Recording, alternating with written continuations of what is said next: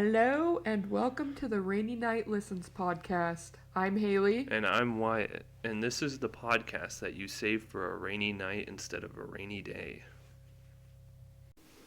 Alright, so today we are going to be talking about the disappearance of Amy Bradley. Have you ever heard of this one? You just gave me a brief rundown just before letting me know it's not okay. So Yeah, no. that's about all I know. Okay, because this one is it's kind of infuriating, and it's crazy sad, and honestly, no matter what conclusion It's not people good. come to, it's sad all the way around. And so, just as a warning, there may be some topics that are discussed today that can be pretty triggering to some people, so I just wanted to make sure to give everyone a heads up that this one's not a super light, fun one. This one gets into some heavy stuff. So, just a warning. And so, with that, instead of waiting until later, we are going to start with Hagen's historical word of the day. Oh man. Oh man, what's it gonna be? Bye. Oh. Bye. Bye. Alright, you guys all heard it here. Amy Lynn Bradley was born in Petersburg, Virginia on May 12th of 1974. Her parents are Ron and Iva Bradley, and she has one younger brother named Brad. He was a couple years younger than her, so they were pretty close in age, and they were super close growing up. Okay. So while she was growing up, she was known for her athleticism and her very strong character. They said that she was super outgoing, made friends super easily, was just really well liked. And she enjoyed swimming, dancing, skateboarding, and was a great basketball player.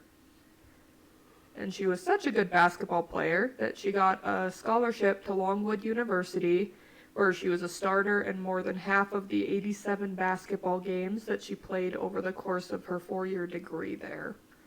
She studied and obtained her Bachelor of Science degree in physical education in December of 1996 at the age of 23.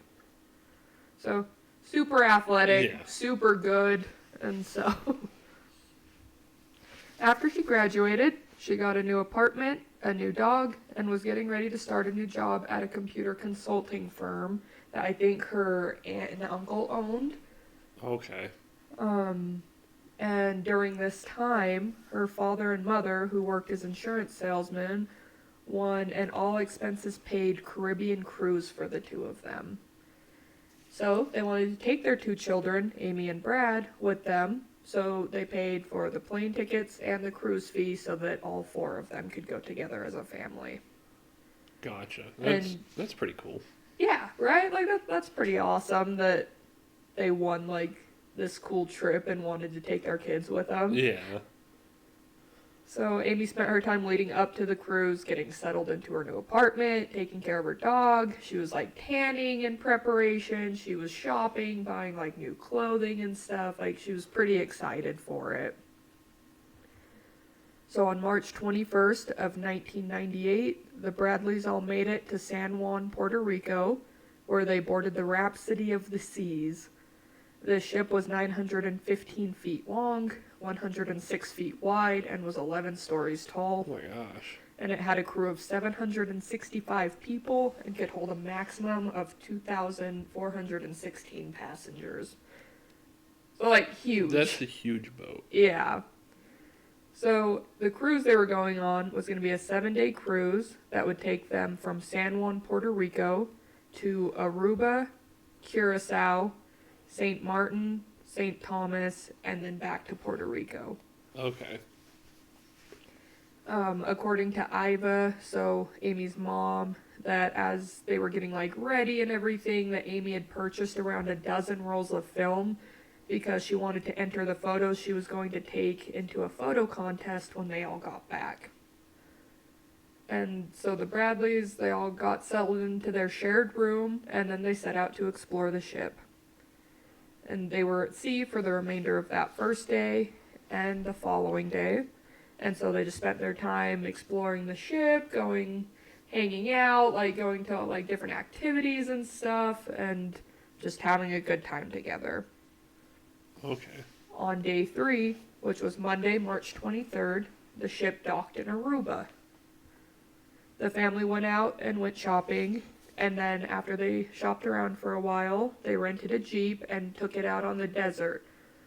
And they actually ended up getting lost for a little while, but were eventually able to make it back to the ship in time before it took off for their next destination, which was Curacao. That's crazy. Yeah. That would suck That would so be bad. so stressful, right? Yeah. Being lost in a desert on a cruise. Yeah, like, because you have, like, the set time that you have to get back in time so that you don't miss your ship. Yeah. Because, like, they're just gonna leave. They aren't gonna wait for you. That's crazy. And so that night was formal night, and so the Bradleys got all cleaned up and dressed for dinner. Amy and Brad took a picture together because there was a photographer, and then they went and sat down. And according to Amy's family, the waitstaff was being especially attentive to Amy to the point that her family was making jokes about it. Like, on like the documentary, like her brother was saying that like they'd be like, oh, if anyone needs anything, have Amy ask because the waitstaff will get it for her in a heartbeat. Like, Okay. they were paying like a lot of attention to Amy. So were there like no other people on this cruise? Like it wasn't specifically their family or something? No, so this was like a huge cruise. So like I there's thought like so, but there's it's like tons of people okay. on this cruise That's what I thought, but it just seems so weird that they'd be paying so much attention. she was to... singled out. Yeah. Yeah. Yeah. And apparently one of the wait staff actually had told them that they wanted to take Amy to a bar in Aruba. And we're like talking about like just stuff like that. That's weird. Yeah. So once dinner was done, Amy and Iva went to the photo gallery to get the pictures that had been taken of them. And Iva states that when they got there, the man running the gallery recognized Amy and said he remembered printing off her photos and knew where they were. But he went and was looking for them, and then he eventually came back to them and asked if anyone else from their group may have picked up her photos already because they weren't there.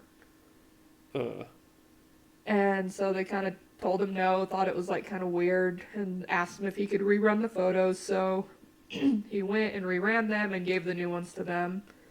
And so then after that, the family changed and went to a pool party that was being held by the cruise.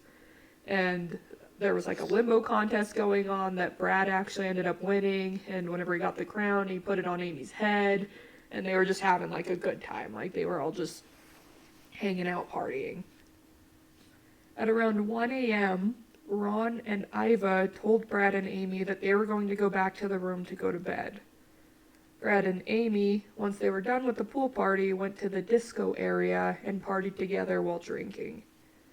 Then, after a couple of hours, Brad told Amy he was going to go back to the room, and he made it back at 3:35 a.m., and Amy was right behind him and got back in at 3:40 a.m.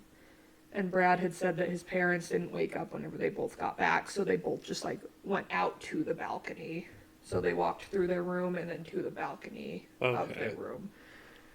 They know that they had, like, clocked in, that they had gotten back to their rooms at these specific times because the ship actually, like, kept a log of when everyone The keys would, like, were used? Yeah. Okay, that makes sense. And so they know for sure that Brad got back at that time, Amy got back at that time, but you didn't have to use your key card to get out of the room. And so when people actually leave the room is up for question because there's not a log. Like, you don't have, like, specific evidence of people leaving rooms like you do them entering the rooms. Yeah.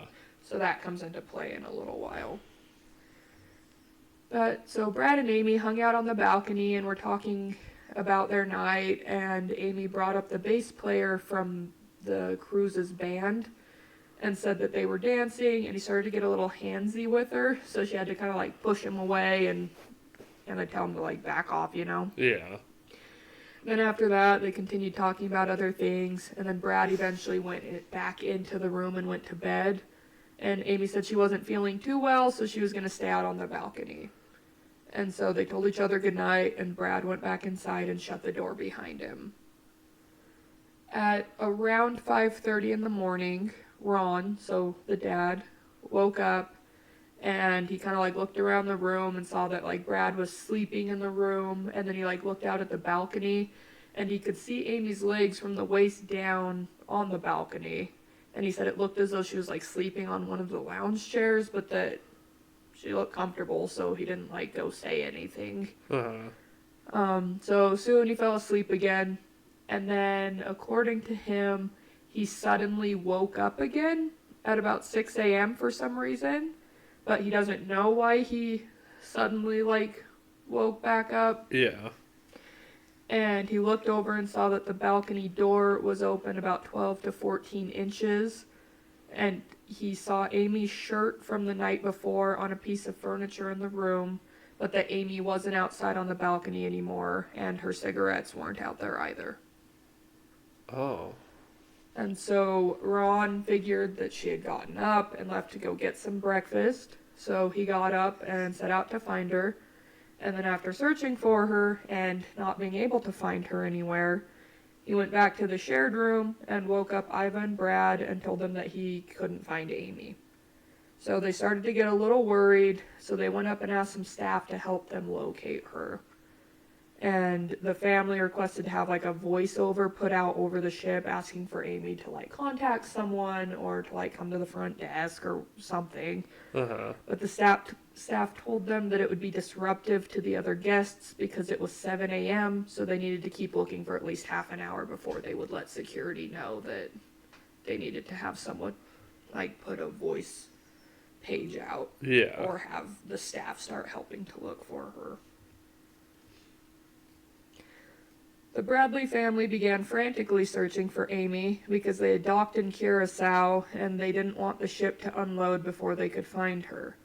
And after a little while longer, they did put a voiceover out requesting for Amy to contact the front desk, but it was, from what I was finding, it was after like everyone was already up and moving, and like it really wasn't anything. So the Bradley family tried to convince the staff not to let anyone leave the boat until they had located Amy. But according to the cruise director, which this is a quote off of the documentary that they made, the cruise director said, "We are not going to stop everybody's cruise just because there is a missing girl. That is one family's unfortunate incident, but there are still 2,400 people who paid a lot of money, and as cold as that sounds, that's the reality." That's crazy. That is stupid. Yeah. And so by 9 a.m., Amy still had not been located. So it's been a few hours now. And so the ship did what is called a Charlie drill. And what this means is the entire ship is searched by the crew members, and the crew members are in charge of searching their own cabins. Oh, well, that doesn't help much. Yeah. And so according to the cruise director, these searches typically take between 45 minutes to an hour. And after the search was completed, the Bradleys were informed that they did not locate Amy, and so the crew began to speculate that she had jumped overboard. Which, that is like a big thing, which I guess like I had always thought that they were still like out in the ocean whenever this had happened.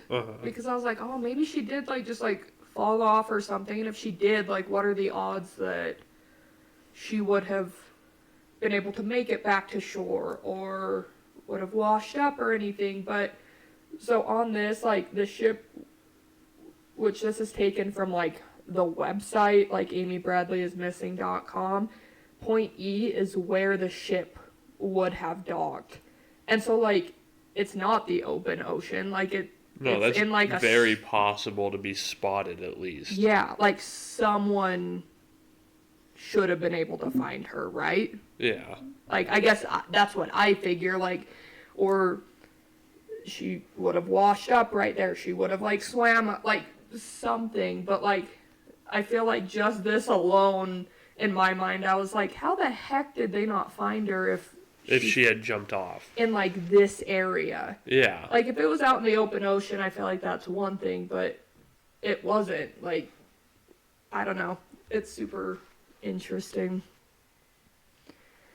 So the local police in Curacao were notified that Amy was missing, so they began to do helicopter searches over the ocean to see if they could locate her. The search was performed by the Marines, the Venezuelan Coast Guard, and the Navy. And according to the documentary, Amy is Missing, which is on Netflix, with the wind, current, and wave height, her body would have washed ashore if she had fallen overboard. However, nothing ever washed up. No clothing, no parts, Yeah, no in case like nothing. she'd got attacked by like sea life or Yeah, something. because they had said that like there were like there are obviously sharks and Yeah. stuff, but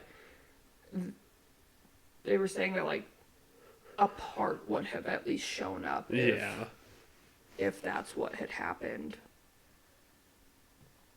So on March 26th, so 2 days after she went missing, the ship stopped in St. Thomas and the FBI sent agents to the ship to investigate because it's on international waters and all of that stuff. So the FBI got involved. Gotcha. So they spoke to the crew and then went to the Bradley's room to see if they could find anything.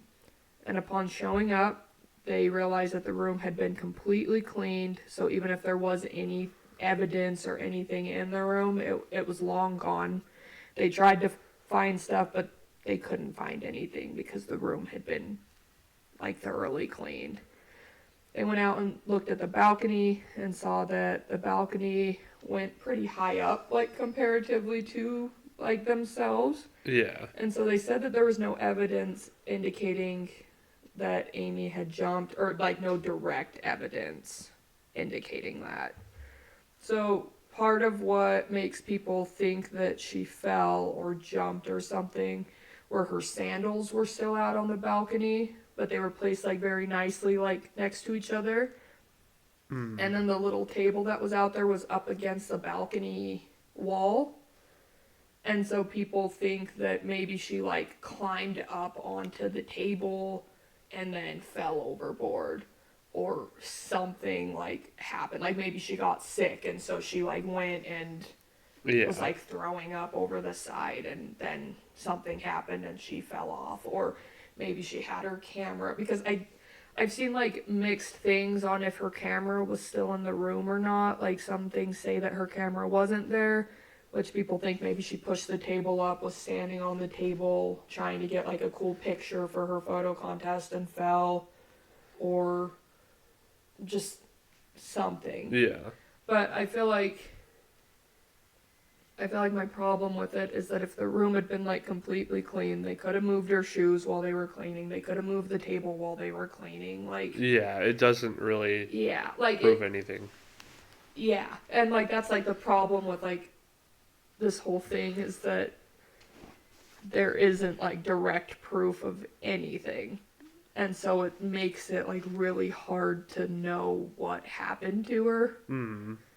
But yeah, so the only hard evidence that they had been able to collect was that, I guess not hard evidence, but was that according to her dad, at around 5:30 in the morning, she was sleeping on the balcony, and then by 6 in the morning, she was gone. Within the next half hour, something happened. Yep, something happened that made him wake up.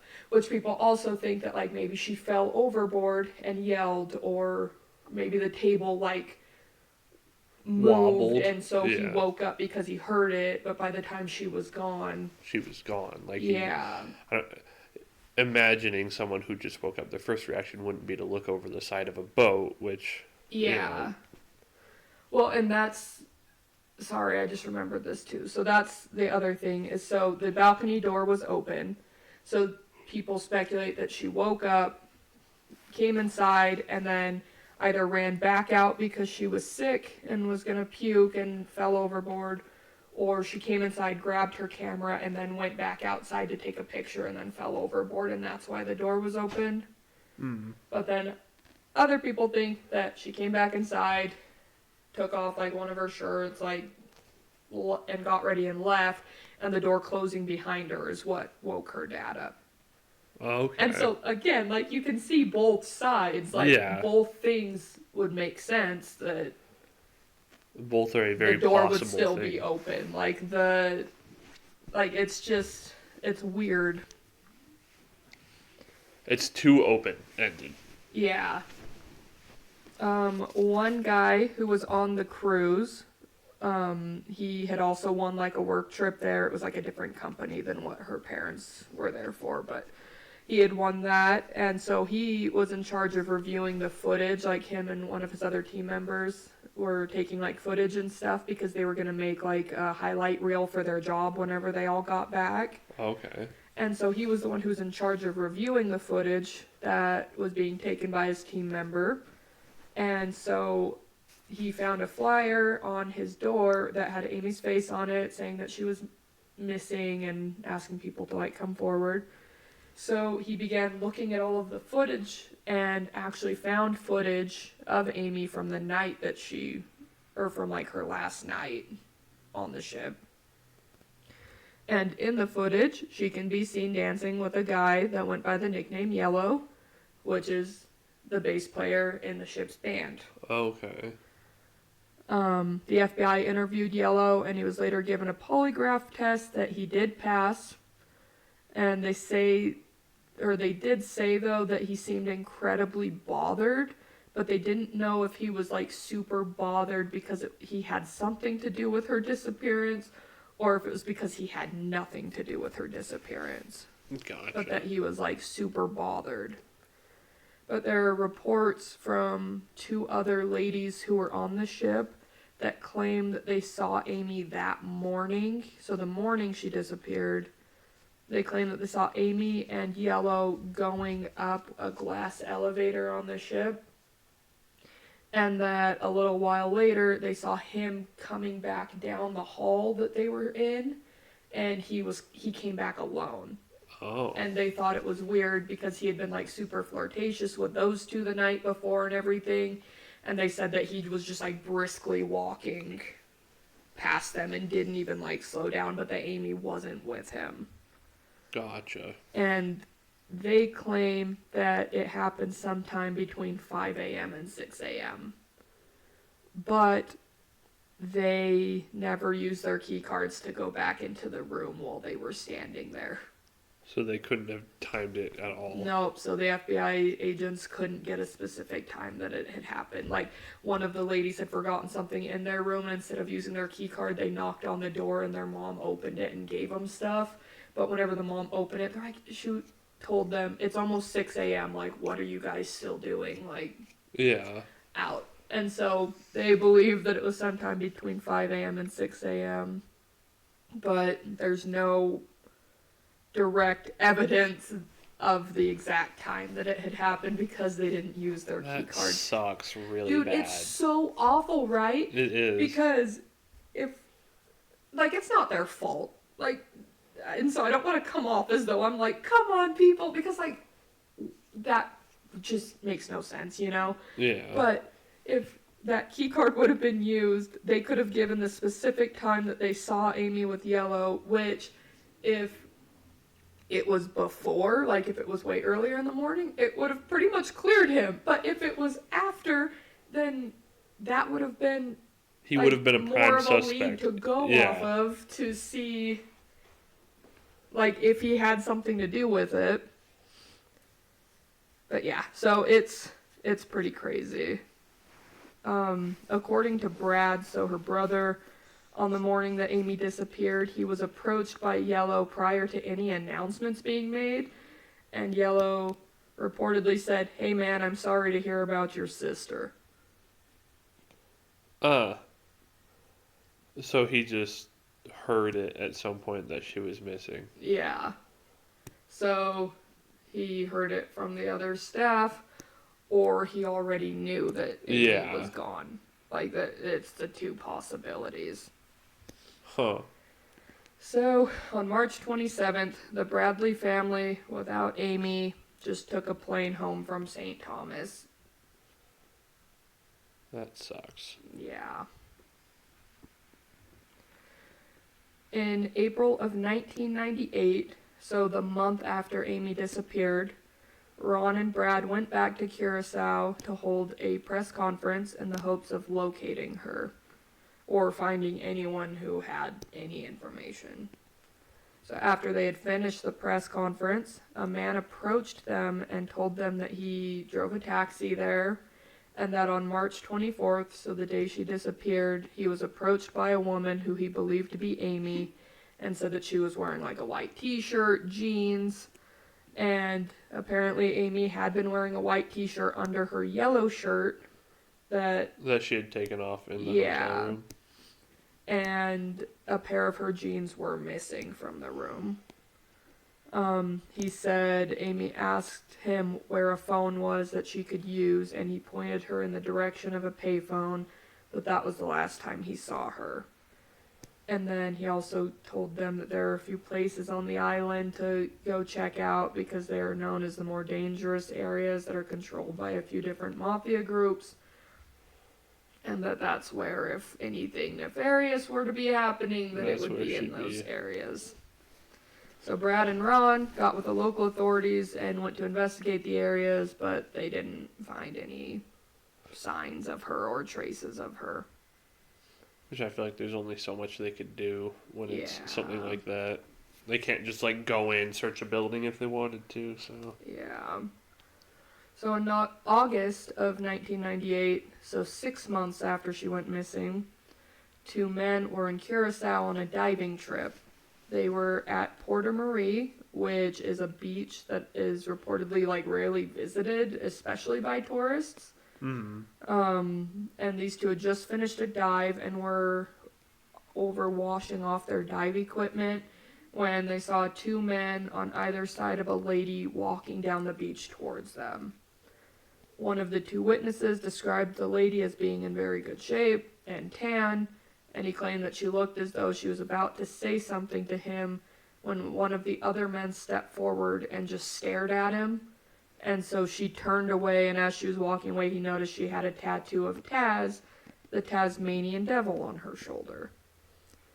Amy Bradley had the same tattoo, so he went to the FBI in December of that year after watching an episode of America's Most Wanted where Amy's case was being covered, because he saw her in the show and went, I think that's the girl that we just saw was there. Yeah. She has the exact same tattoo on her shoulder. So he contacted the FBI, and he actually identified one of the men that was with Amy that day as Alistair Douglas, who also goes by Yellow. Wow. And the eyewitness said that if that guy had not acted the way that he did by like stepping in front of the girl and like staring at him like so like aggressively, that he would have never thought about this encounter like ever again. But now it's something that he thinks about every day because Amy still hasn't been found. That sucks. It's like you don't have control over that. Like it Yeah. sucks that it happened, but you can't be mad at him for not doing anything. Yeah, like it's so sad because now like he carries that guilt too. Yeah. And like how is he gonna know? Like how is he supposed to know? Like it's, and even if like let's say that he did something, the odds of the guys not being armed, like, Yeah. I feel like it would have just turned into, like, a double homicide if something had happened, you know what I mean? Yeah. And so, like, it's just sad. It is. In January of 1999, so 10 months after Amy disappeared, a naval ship stopped over in Barbados. And a man who was a member of the Navy went to a bar that was in an area where he would have gotten in trouble if his superiors were to find out. He described it as being a bar on the bottom half and what looked like a hotel on the top half, so it's pretty heavily insinuated that it was like a brothel upstairs, because it would have been something to get him like in a lot of trouble. So yeah. And so he said that as he came in, he saw 2 men coming down the stairs with 2 ladies, and the men were armed, and the men like split off and went towards the bar, and then the two ladies went and sat down at a table. So he went and sat at the table with the two ladies, and he described one of them as being petite with dark hair, with a couple of tattoos and a light southern accent. And the second lady got up and went to the bar after like a few minutes, and when she did, he claims that this other lady told him in a low tone that she was being held against her will and needed money to pay these guys off. He told her that he knows how working girls are, so he wasn't going to fall for it. And she then said that her name was Amy Bradley, and she needed help because she had left the ship to go get drugs and she was now stuck here. He claimed that when the other girl came back, that she stopped talking and kind of just went back to talking like normal. And so he got up and left and didn't report it until 2001 because he didn't want to get in trouble with the Navy, as he was only a couple years away from retirement. And so he said that he saw a photo of her and realized that it was the same girl he had talked to, so he came forward. The Bradleys seem a little apprehensive to believe this account because they did not think it sounded like something that Amy would do, but it did still worry them that something bad had happened to her and maybe she had been taken and forced into that kind of Yeah. stuff. Yeah. So in 2005, so 7 years after Amy disappeared, the Bradleys received an email that contained photos from an escort site that dealt in prostitution down in the Caribbean. These photos are clipped to only show her face because they are pretty explicit. The way that she was positioned in the photos perfectly hid where all of her tattoos would be, and the family believes that these are photos of Amy. The FBI had a forensic analysis completed on the photos, and the analyst also believed that the photos were of Amy. And so here you can see like some of the stuff they did. So like eye shape and size are the same. Unusual curvature of the upper portion of her ear is the same. The midsection of her nose is the same. Cheekbone angles are the same. Forearm length and bones, like it just keeps going. Yeah. And like I feel like seeing the side by side at the bottom, I don't know. I feel like I'm convinced that it's her. Yeah. Which is like devastating. Like so sad. But because it also like keep in mind that it was 7 years later too, and so like she's going to have aged a little bit, like, and if she's been forced into like living this lifestyle, like it's super sad. That is really depressing. Yeah. And so Dr. Phil had an episode where the Bradleys came on and talked about Amy and these photos, and it was seen by a couple who came forward claiming to have seen her. In March of 2005, so earlier the same year that the episode came out, they were on a cruise that made a stop in Barbados. They were in a shop to buy souvenirs, and then after shopping around for a little while, they decided that they were going to go back to the cruise ship to get dinner. And the wife said she needed to go to the bathroom first, so she went in, and after a few minutes, she heard what sounded like a small group of people come in. She said that she heard that there was a man, and he was saying something to the effect of, "The deal's at 11, and I'm warning you that you had better be ready to go. If you try to leave or do anything, we will be waiting for you." She then heard a lady's voice say, "Can we stop and see the children?" And then the man responded with, "Yeah, if you don't try to leave." Oh my gosh. She heard the door shut, so she left the stall and saw a young woman standing at one of the sinks. And she described her as having long, dark hair that was kind of crazy. And she had a skirt on and a sleeveless top. And she said it looked like she had been crying. So she walked over to the sink to wash her hands and said hi to the young lady and asked if she was on vacation. And the young lady shook her head no. Then she asked her if she lived there. And the young lady again shook her head no. She then asked what her name was. And she responded and said Amy. And it sounded like she had kind of a light southern accent. She then asked her where she was from, and she responded with Virginia.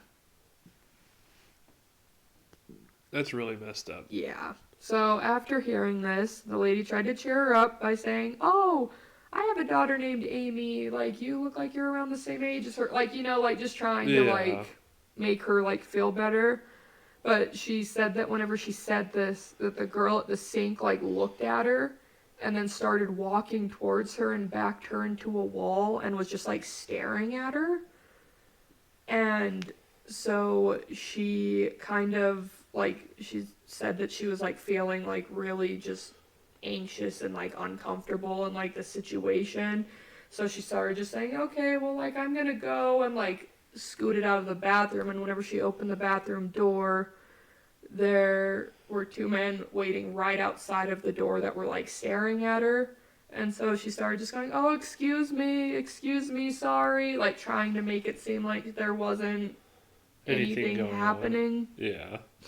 And so she got back to her husband, and she told him what happened and said that she was really worried about the girl that was in the bathroom. And they both watched as the men took her out of the shop with both, like, them on either side, like, with their arms, like, in her arms, and they all, like, walked out. And they went back to the ship because they didn't know what they could do about it, or if they could do anything about it. So the FBI went out and tried to locate her and track down any lead they could, but they weren't able to find anything. In 2018, a website called AmyBradleyIsMissing.com was created by a gentleman who was interested in Amy's case and wanted to help. On this website, he's included all of the information he's been able to find that is related to her case. And on the documentary, the gentleman who made the website talks about how they're able to actually track the IP addresses that have visited the website. And so they started, like, combing through it, and they were actually getting, like, a lot of hits coming out of Barbados. And after, like, looking at the data more, because they can see, like, what pages this IP addresses have been on, how long they've been on pages, like, all of that stuff.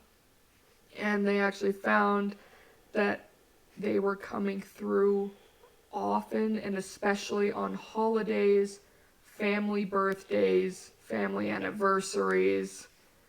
And so because they were able to track how long IP addresses are spending on each page, that they found that they were spending 30 to 45 minutes on the section where they have the photos of all of the family members.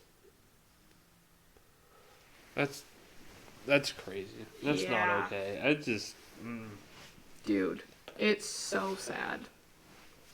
But yeah, so that's kind of all that I've got. Did they try to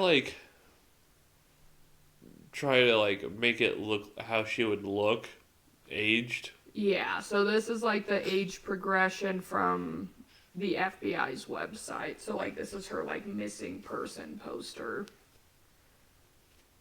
Because, yeah, she was 23 whenever she disappeared in 98. So how old would that make her now? So she'd be 50 now. Oh, okay. If she were, like, still alive, you know? Yeah. And so, yeah, they tried doing, like, age progressions, her with short hair and her with long hair. But yeah, so some people think she fell off the ship. Some people think she jumped off the ship. Like, people think... So, there was, like, a lot of speculation that she had, like, purposefully jumped and had, like, committed suicide because she had recently, like, come out to her parents. And it caused, like, a pretty big, like, rift.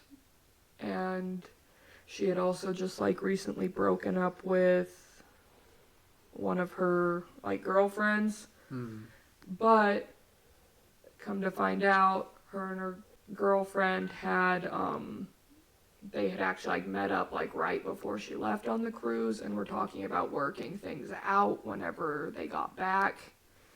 And so people are like, her family and friends are like, no, like she wouldn't have just like jumped off. Like things were going good. Like she had just gotten this apartment. She had just gotten a dog. Like you don't do that if you aren't like like when you're preparing for like all of these things. Yeah, you wouldn't buy a dog if you were just gonna off yourself. Yeah. And I don't think the rift between her and her parents were that big if they paid for her to go on a cruise with them. Like, if anything, that would be them trying to patch things. Yeah. Not them trying to, hey, we're bringing you with us so we can tell you how much we hate you. You know? Yeah. Like, that's just, I don't think that's a valid But that was like a new piece of information that had been brought forward on the documentary that came out this year. And so that was just like a new thing, and so people were like speculating that maybe she had because of that, but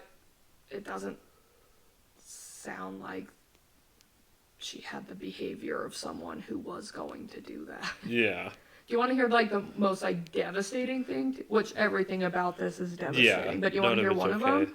Is that the girlfriend, after finding out that Amy had gone missing, got a postcard like a couple days later that Amy had written to her from Barbados? From one of the other islands, like before she had disappeared. She like wrote her like a postcard saying that she like wished she was there and all of this stuff. And she got it after she got the news that Amy was gone. That's crazy. Dude, isn't that so sad? That is really sad. Yeah. But yeah, so some people think that. Some people think she fell off by accident. But there are also those that think she left the ship either of her own free will or under force and was sadly trafficked. So her case is still open with the FBI. Even now? Mm-hmm. Wow. They didn't think to just... I guess it's not... They can't just go and search places in other parts of the world. They were saying that where it's an international case, that there's a whole bunch of like hoops and things like that you have to go through in order to even like talk to another country's citizen. And so opening like a full-blown investigation and everything, I guess, is just like, it makes it a lot harder. I'm curious though, because with the IP addresses, I'm curious to see what they do with that information, because that was also new information that was put out on this documentary.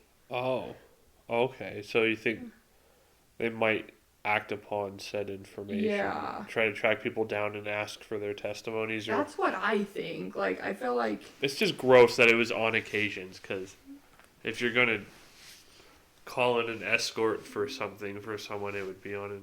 You know, if you're thinking like that, but if you're not, then it's just either way, the insinuations aren't very nice. But like the fact that like on birthdays and on anniversaries and stuff, that there's someone from Barbados visiting her website, like the website that was made for her, like Amy Bradley is missing, that has like all of her family photos and things like that. Like, it's weird that someone from that area would know the family birthdays and would know all of that stuff to go visit, like, the website. Oh, like they were visiting it on Amy's family's birthdays? Yeah. Oh. Yeah, so, like, this website, so they've got it, like, set up, and so they've got somewhere they just, like, they'll, like, make posts and stuff, like, oh, here's, like... happy birthday, Amy, and like it's got like cards written from like her family members that they've uploaded, or it's got like family photos and stuff. And so the IP addresses are coming from Barbados, which is where a lot of the eyewitnesses say that they or claim to have seen her. And so they think that she's visiting the website On her to family see her members' birthdays. family and to like, Okay. yeah. That makes a lot more sense. I thought they meant like a lot less okay things because like Oh, during gotcha. like certain events, people would be likely to call in like escorts for stuff. Gotcha. No, so And then they'd see her and be like, she looks like that lady from that one thing, and like look up her website for comparison. That's what I thought the insinuation was. But oh, if it was gotcha. like, hopefully it's a lot more likable thinking that she's like visiting it on her family members' Yeah, birthdays. so that's what they were thinking is Okay. that maybe it's Amy visiting the website to see her family and to see like get like updates and stuff. And so like people think that maybe she isn't contacting anyone because she tried so many times to get people to help her and people And just they just don't. yeah, which like again like I feel like first of all, if you're just at a place that you're visiting and you don't know about her case, A lot of it like it is would just be kind of weird. Yeah. But I feel like she tried a few different times to be like, hey, like help, and didn't get that help. Uh-huh. And then so like maybe she's just like, I'm just stuck, like this is where I'm at now. But also the other lady claimed that she was asking if she could go see the children. And so does she have kids? Does she have Yeah. And so like they were talking about how like if she has kids, like why would she leave them all? That's true, yeah. Which is even worse and sad to think about. Yeah. And so yeah, like the whole thing's just like crazy sad though. Yeah. Like I don't know what option I think is a better option for her. Like which option of the things that people think happened to her. Yeah. Because all of them are super sad in their own ways. Well, not just in their own ways, but they're all super sad, but Yeah.